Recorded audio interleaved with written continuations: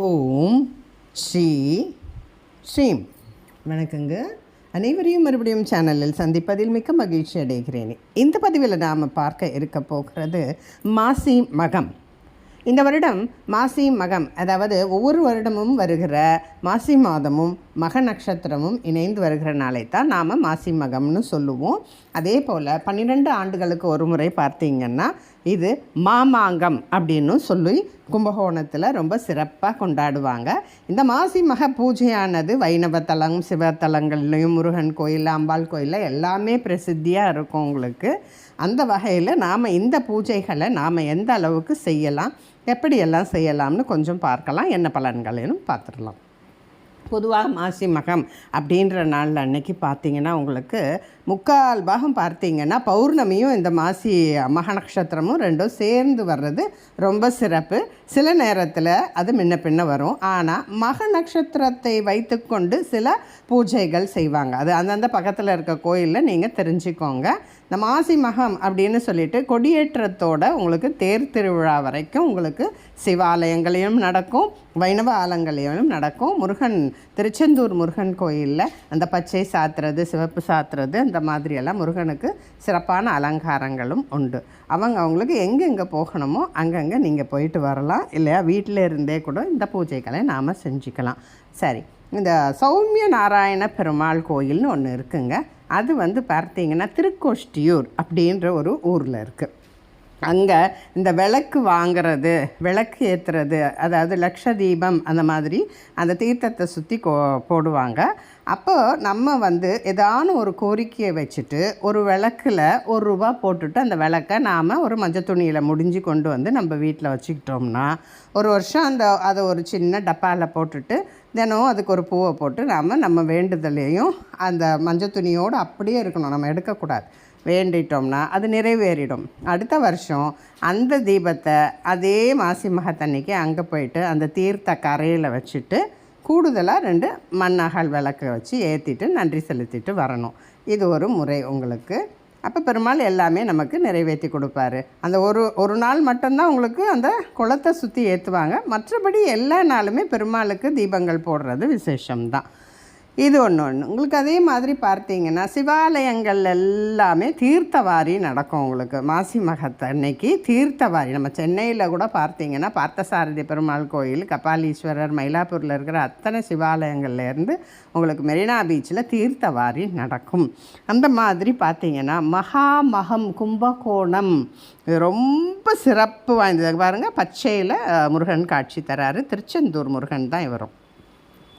அப்போது அங்கே போயிட்டு நாம் செய்கின்ற தான தர்மங்கள், வேள்விகள், அதான் ஹோமம், பூஜை, இதற்கெல்லாம் அளப்பரிய பலன். ஒரு விஷயம் ஒரு இடத்துல அந்த நேரம், காலம் இதெல்லாம் இருக்குது இல்லைங்களா? அதை மாதிரி நாம் பித்ருக்களுக்கு அன்னைக்கு கொடுக்குற திதி தர்ப்பண பூஜைக்கு ரொம்ப சிறப்பான பலன். எங்களுக்கெல்லாம் நான் திருச்செந்தூர் போக முடியாது, திருக்கோஷ்டியூர் சௌமிய நாராயண பெருமாள் கோயிலுக்கெல்லாம் போக முடியாது, இல்லை மெரினா பீச்சுக்கெல்லாம் போக முடியாது, நாங்கள் எங்கேயோ வெளியூரில் இருக்கிறோம், நாங்கள்லாம் எப்படி இந்த பலன்களை அனுபவிப்பது அப்படின்னா அதற்கும் நிறைய எளிமையான முறைகள் உண்டு. அதையும் நாம் வீட்டில் இருந்தபடி கூட செஞ்சுக்கலாம். இதில் அதி அற்புதமான இன்னொரு விஷயம் என்னென்னு பார்த்தீங்கன்னா, அன்றைக்கி எதுக்கு நம்ம இந்த படையல் போடணும், திதி கொடுக்கணும், முன்னோர்களுக்கு ஸ்ராத்தம், அந்த தர்ப்பண பூஜைகள்லாம் செய்யணும் அப்படின்னு சொன்னீங்கன்னாக்கா, அண்ணாமலையாரே வல்லாள மகாராஜாவா அவருக்கு போய் திதி கொடுக்கறது இன்றளவும் நடந்து வருகிறது உங்களுக்கு. அந்த மாதிரி மகாராஜா ரொம்ப பக்தி. அவர் அப்போ ரொம்ப கவலையாக இருக்கார். இவனுக்கு என்ன வேணும், என்ன குறைன்னு, எனக்கு குழந்தை இல்லையே, எனக்கு யார் எல்லாம் செய்வா, இமக்கிரியெல்லாம் செய்வான்னு சிவபெருமான்கிட்ட கேட்குறாரு. நானே செய்கிறேன் அப்படின்னு சொல்லிட்டு இன்றைக்கும் உங்களுக்கு பார்த்திங்கன்னா உங்களுக்கு இங்கே பள்ளிகொண்டான்னு ஒரு இடம் இருக்குங்க. அங்கே போய் உண்ணாமலை அம்மன் சகிதமாக அண்ணாமலையார் போய் அந்த திதியெல்லாம் கொடுத்துட்டு மாசி மகத்தன்னைக்கு ஊர்வலமாக வருகிறாரு. இன்றளவும் இது நடக்குது. இந்த மாதிரி நிறைய இந்த மாசி மக விசேஷங்கள் நமக்கு உண்டு. நம்மால் அதெல்லாம் போக முடியாது வர முடியாதுனாக்கா நீங்கள் எந்த சுவாமியோ அந்த சுவாமியை நினச்சி நம்ம அழகாக மணப்பலகையில் மஞ்சள் தடவி ஒரு கோலம் போட்டு ஒரு அந்தந்த சுவாமி படம் இருந்தால் இப்போ சமயவரத்தம்மன்னா அந்த படம் வச்சுக்கோ பண்ணுங்கள். திருக்கோஷ்டியூர் பெருமாள் இருந்தால் படம் வச்சுக்கோங்க. அதே மாதிரி முருகன் படம் இருந்தால் வைங்க. இல்லை நாங்கள் வெளியூரில் இருக்கோம்னாக்கா அந்தந்த சுவாமிக்கான ஒரு தீபத்தை ஏற்றி உங்கள் கோரிக்கை என்னவோ அதை வைத்து நீங்கள் பிரார்த்தனை செய்து பூஜை பண்ணுங்கள். இதில் முத்தாய்ப்பாக என்னென்னா கட்டாயம் அனைவரும் ஏதான ஒரு தான தர்மம் செய்யணும். இதோட இன்னொரு கூடுதல் விசேஷம் அப்படின்னு ஒன்று இருக்குது. அதாவது மன்மதனை எரித்த நாள் அன்னைக்கு தான் உங்களுக்கு காமதகனம்னு ஒரு பூஜை நடக்கும். சிவாலயங்கள்லாம் பார்த்தீங்கன்னா ஒரு முறை சிவபெருமான் ஆழ்ந்த நிஷ்டையில் தவத்தில் இருக்கிறாரு. அப்போது பார்த்தீங்கன்னா அரக்கர்களால் தேவர்கள்லாம் ரொம்ப கொடுமைப்படுத்தப்படுறாங்க. அப்போ யார் சிவபெருமான்கிட்ட எழுப்பி இந்த நிஷ்டையை கலைத்து நாம் போய் முறையிடணும்னு பேசும்போது எல்லாருமா சேர்ந்து மன்மதனை தள்ளி விட்டுடுறாங்க. உடனே ரதி தேவி பயப்படுறா, ஏதாவது அசம்பாவிதம் ஆகிடப்போகுது அப்படின்னு.